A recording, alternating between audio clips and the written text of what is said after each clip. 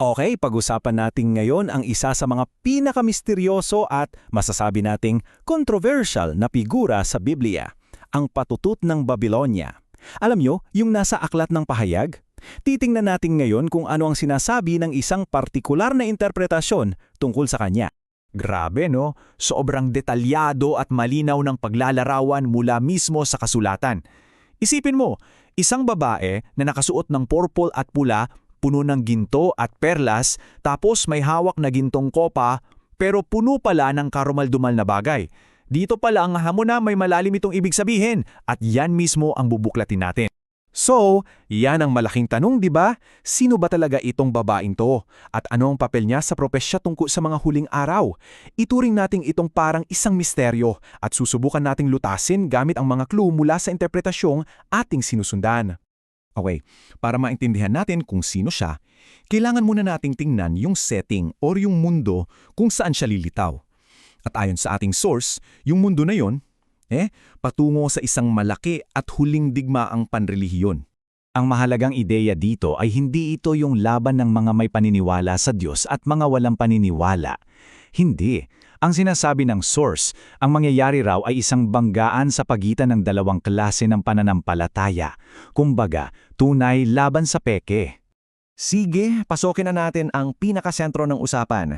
Sino ba talaga itong babaeng ito? Dito na natin ibubunyag ang kanyang pagkakakilanlan base sa interpretasyon na ating ginagamit. So heto ang unang-unang dapat nating tandaan. Hindi raw ito isang literal na tao.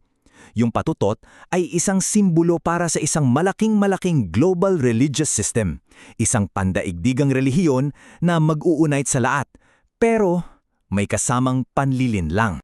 At tingnan nyo yung mga katangian niya. Talagang nakakaintriga, no?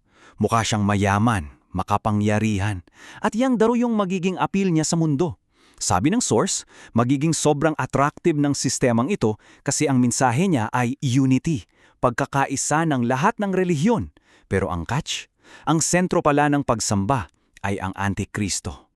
At itong tinatawag na ibang ebanghelyo para siyang counterfeit, isang peking bersyon ng katotohanan. Simple lang ang goal niya, ilipat yung pagsamba ng mga tao mula kay Hesukristo papunta doon sa Antikristo. At paano niya gagawin yon? Gagamit daw siya ng mga kahanga-hangang himala para makonvince ang lahat. Okay, naintindihan na natin yung babae. Ngayon, yung sinasakyan naman niya, yung halimaw. Kasi magkapartner yan dalawang yan eh. Pag-usapan natin ang relasyon nila, isang alyansa na makapangyarihan pero hindi raw magtatagal. So, kung yung patutot yung religious power, isipin nyo, siya ang simbahan. Yung halimaw naman ang political power. Siya ang gobyerno. Ito raw ang Antikristo mismo, na suportado ng lahat ng bansa sa mundo. Parang kwento ng kapangyarihan at pagtataksil, no? Sa umpisa, tandem sila. Yung relihiyon nakasakay sa politika para makuha ang kontrol. Classic combo. Pero, ayon sa propesiya, wag ka, itong partnership na to ay magtatapos sa matinding pagtataksil at pagkawasak. So dahil sa pag-usbong nitong simbahang patutot, dito na ngayon lilitaw yung main conflict. Mahahati ang buong mundo, at dahil sa pagkakahating yan, magkakaroon ng matinding persecution o pag-uusig. Ayan, kitang-kita yung dalawang panig dito, no? Ayon sa source, merong tunay na simbahan, inuusig, parang underground. Tapos sa kabila, yung simbahang patutot, sikat sa buong mundo, makapangyarihan, celebrated. At ang pinakamalaking pagkakaiba nila, kung sino ang sinasamba nila at ano yung ebanghelyong dala nila. At itong verse na to, parang isang warning o command. Sabi ng source, ito raw yung panawagan sa mga tunay na mananampalataya. Lumabas kayo dyan. Ihiwalay ninyo ang sarili nyo sa peking sistema na yan para hindi kayo madamay sa parusa na darating sa kanya. Okay, so paano matatapos ang lahat nito? Dito na tayo sa climax ng propesiya, ang pagbagsak ng patutot ng Babylonia.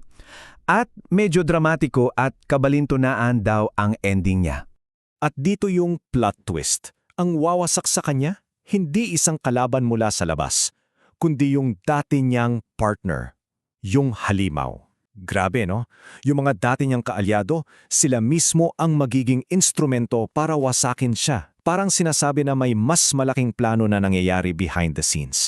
So, para i-summarize ang lahat, ito yung daloy ng mga pangyayari. Una, aangat yung simbahang patutot. Tapos, maghahari siya kasama yung halimaw. Magkakaroon ng pag-uusig sa mga tunay na mananampalataya. Tapos, magtataksil yung halimaw. At sa huli, babagsak yung patutot.